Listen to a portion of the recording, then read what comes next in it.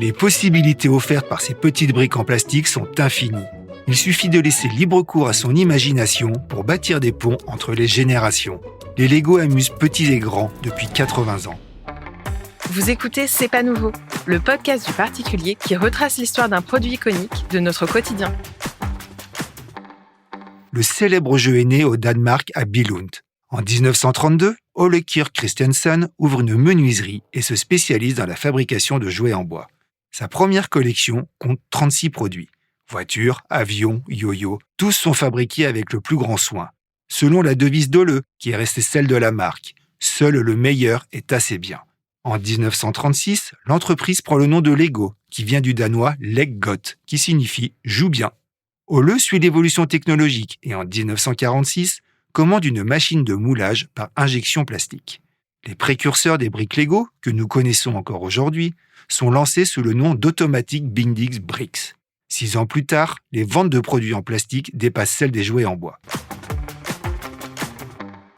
La brique Lego est brevetée en 1958. Ole Kirk Christensen a surtout eu l'idée géniale d'ajouter aux briques des tenons qui permettent leur imbrication infinie. Chaque pièce est moulée avec une marge d'erreur de 0,005 mm pour garantir le parfait emboîtement.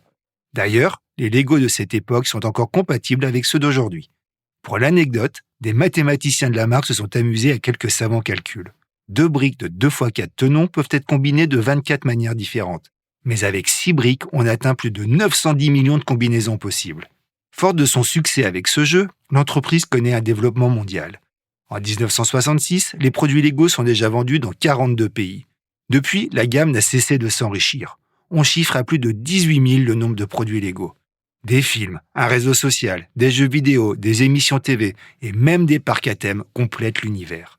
40 ans après sa création, la brique Lego a été élue jouet du siècle par l'Association britannique des distributeurs de jouets. La société est toujours restée dans le giron familial. L'actuel dirigeant, Claes Kirk Christensen, continue à faire vivre l'héritage de son arrière-grand-père.